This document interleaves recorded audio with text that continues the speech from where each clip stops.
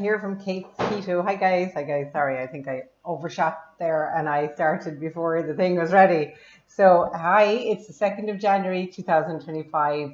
Welcome to my channel and thank you so much for your subscriptions and thank you for supporting the channel. But anyway, so what I'm going to do today is talk you through keto. I think everyone should go on keto for at least for a little while, ketogenic diet and the intermittent fasting. So the reason you do the two together is the ketogenic diet is quite a high calorie diet. It's not really high calorie, but it's like high fat, high protein. So what I would say is you will be able to do intermittent fasting. And the reason I recommend intermittent fasting, you don't have to do intermittent fasting, is because it absolutely cleans out your system. And what happens is we're just packed full of rubbish and we never clean up. Can you imagine if you never did an oil change in your car? Like, I never understood this. I was queen of refined carbs, queen, king, the whole shebang. I was the ultimate unhealthy person, constantly getting little viruses, little this, that, and the other thing. Always a little bit chubby. The only way I'd ever lose weight before is I did a couple of low-fat diets, and I've done the starvation that we do in our teenage years and in our 20s. You know, when you fancy some kind, you're starving yourself to look well. And actually, that was quite good for me. I never realized, but I remember feeling really good, even though people were like, oh, you're losing too much weight and whatever. So now I do intermittent fasting and it cleans out your insides. It's like doing an oil change.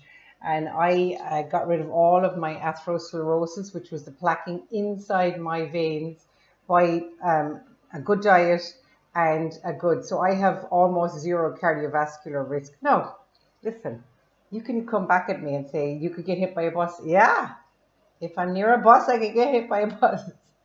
That doesn't prevent me from getting other types of illnesses. Sometimes I might get a cold, or I didn't get one this year now because I got the flu jab this year. But the last 2 years I didn't. And I did actually get a lot more stuff. So who knows? Who knows what is the answer to that one? But it doesn't prevent you from getting anything. It just means you're much more strong and much healthier. So I would recommend 1,000,000%. And anybody I've put on keto, even though there's massive resistance, including myself. When I look back on my early videos that I only did because I was kind of doing it on my own. And I was like, who's going to kind of watch what I'm doing? So I started recording it on Instagram, my own Instagram account. I do have a Kids Keto account now, but it wasn't on that account. It was on my own Instagram account. And that every time I felt like I'm not going to continue this, like this is ridiculous, I went back because I was not insulin sensitive. I was insulin resistant. This is the key point of this diet, lifestyle, whatever, is the insulin resistance. And that is why other diets don't work and we bounce back into putting on weight again. Insulin resistance is where your insulin has been high for too long. I actually put up a TikTok this morning of I had one big meal yesterday. I did not eat until 3 o'clock, but I ate carbs, which is unusual for me. But of course, it was New Year's Day, so we were celebrating. And the day before, I had alcohol. But yesterday, I had my turkey dinner with the stuffing. I didn't have other carbs except I had 2 bars of chocolate after the dinner. My you could see my blood sugar going up, up, up, up, up, up, up, and then it started coming down after kind of between 2 and 4 hours. It started, 2 hours it started dipping and then it went back up. And I think that's because something hasn't processed, maybe the bars of chocolate, and then they process and then it goes back up because the glucose. But my body was obviously struggling to manage that high blood glucose. What happens is insulin is released. That's trying to bring that glucose down constantly. So what's the first thing it does? Is it stores it as fat. So that's perfect. That's why you almost always put on weight, and it's always from your carbs. Without an insulin spike, there will be no fat storage. I cannot say that enough. Without insulin, there is no fat storage. So what releases insulin? It's always carbs. So that was if you look back on my glucose monitor from, I can't look back unfortunately, but I have a few photographs. So I put on my blood glucose monitor for the crack on the 26th. So Santi, I had asked Santi for it, and that recorded literally, I was 5.4, I was literally flatlining the whole way until I ate carbs. So that flat line means there's no insulin released. So or very little, let's say I had protein. Protein can cause an insulin response if you have enough of it. So I would have had a bit of protein some days. So basically I was flatline, and the next thing I ate that turkey dinner with the um, stuffing, which was a bread stuffing mix, and now it didn't go too high for too long, which means that I am very well adapted and my blood glucose will be controlled as quickly as possible by the insulin. Can you imagine? I looked at it, and it was the first time since I started keto, which is a couple of years now, that I went, oh my God, oh my God. So imagine me doing that I used to do that 5 times a day, 10 times a day, like every time. So let's say I ate a nacho, one of those corn chips, and then I just ate one or two. Now I was chowing on them all day. You're doing that to your body all day. This is why Dr. Jason Fung, he wrote a book recently about the link between hyperinsulinemia and cancer. Hyperinsulinemia is where you're spiking your insulin all day. You can only spike your insulin from spiking your blood glucose. Your blood glucose will only be spiked from carbs. And what I realized, I did keto for 5 days straight, right? I did not eat a carb. My blood sugar level stayed absolutely stable. I was I was like the most boring person on the planet. You really know you're boring when you're on keto. So my blood, and it stabilized at around 5.4, which was my blood. So every time my blood glucose dropped, because I wasn't eating that much or I wasn't eating carbs, my blood, it would regulate within 3 minutes. It was unbelievable. So literally, I still have the CGM on there. Literally, it stayed flat. Also, like I was 178.4 yesterday, and I'm 180 today. That is the fat storage from yesterday from the carbs, because I would have had enough energy in my system, in my own fat, to manage. But because I ate excess calories, excess food in the carbohydrates, it has to be carbohydrate. Why is there an obesity epidemic? Because we're all eating carbohydrates. Sorry, there's dust on my screen. So I'm back on the coffee with heavy cream.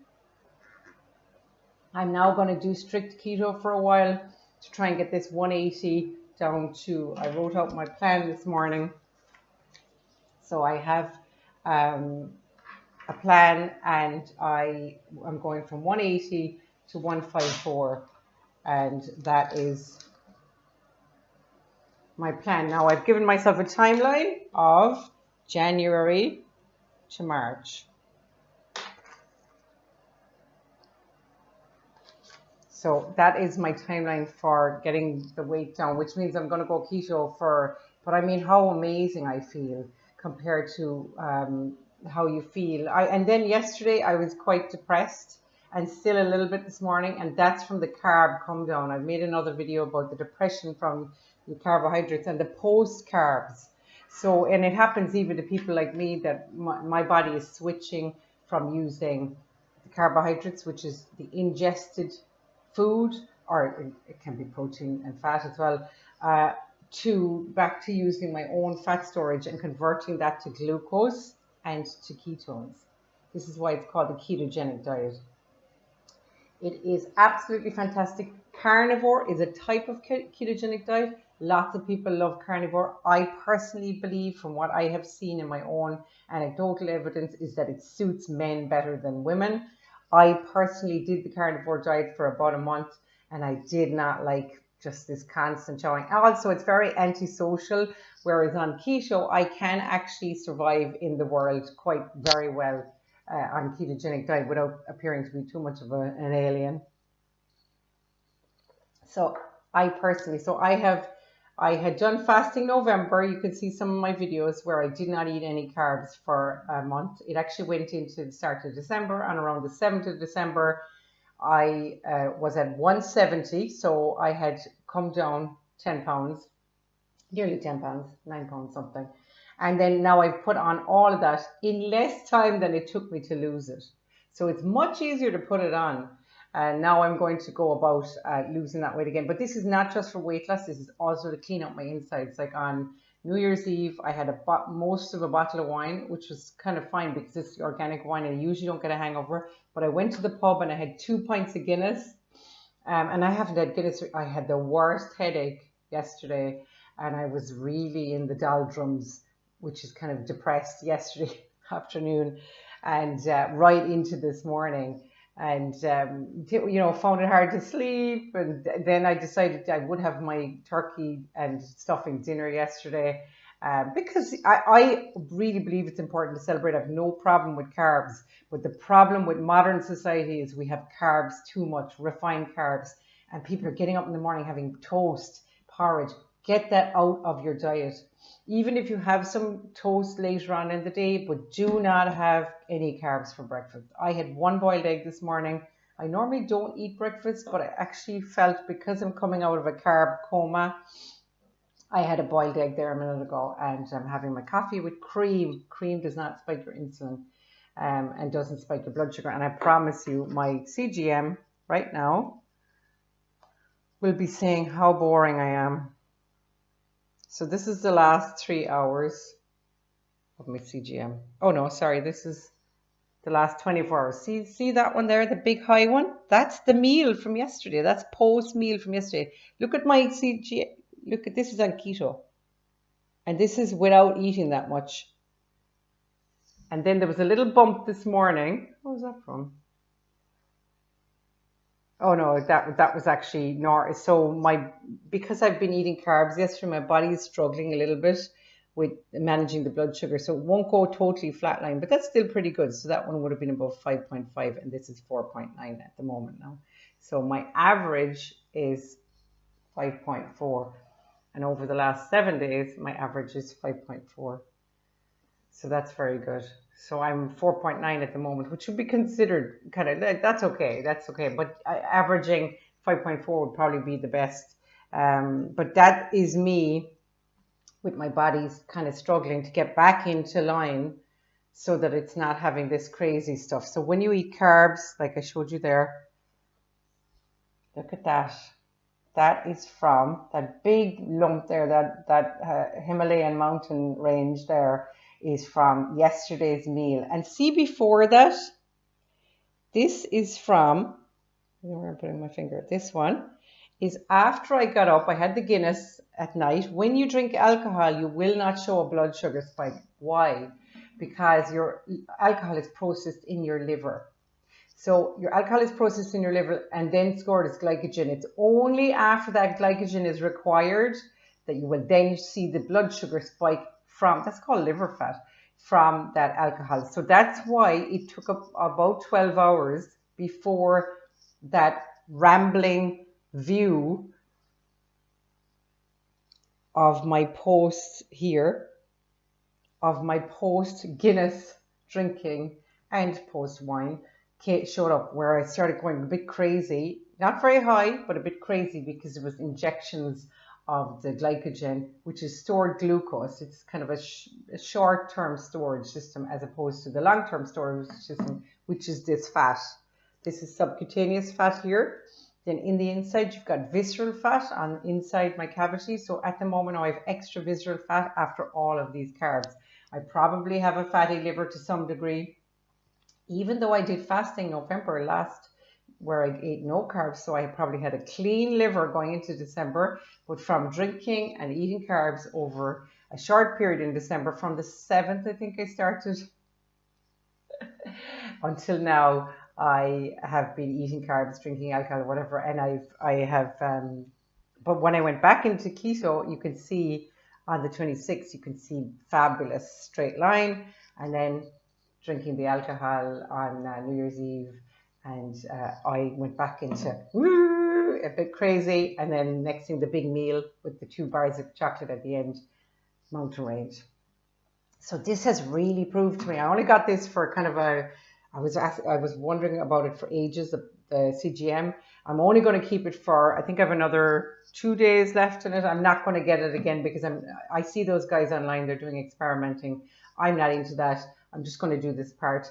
Join me now. Start doing ketogenic diet with intermittent fasting. But at the beginning, you will not be able to do the intermittent fasting. That's fine. I'm going to put up more videos to help you as you go along and to help myself and everybody else. And it will really work. It takes a little bit of time. Listen, I came off bread, beer, pasta. That's all I ate, and I was able to do it. It takes a bit of time, and you will, at the beginning, you may have keto flu, which I had myself. And so try and do it coming into a weekend. So you're going to have keto flu, you'll have headaches, you'll feel like shit, you feel like you have a cold, you don't, you just have keto flu, and that's when the switch happens. So your body is now adapting. Your body that is not used to ever using its own fat storage is now being kicked into action to use the fat storage. And that's where you need to get to, so that when you eat carbs after that point, you will actually be able to handle them really well. Your body will stabilize your blood sugar really quickly. You'll feel, oh my God, I cannot tell you, you feel amazing. The promised land, you will reach the promised land. I can promise you, you will reach the promised land. It is incredible. Everybody I've put on keto says the same thing to me. They cannot believe, and a lot of people rebel against me. They go back off keto and they say, fuck her. And honestly, then they come back and say, oh God, please give me eggs for breakfast. Please do this. Please tell me what to do. And so for me, the ketogenic diet works the best. If you have some kind of autoimmune stuff, maybe try the carnivore. I think it's a little bit too severe, and myself personally, and I do think it suits men better, but that's just in my own anecdotal kind of knowledge. All right, talk to you soon. Bye. Have a lovely, lovely, lovely day. It's so sunny here. I can't believe it.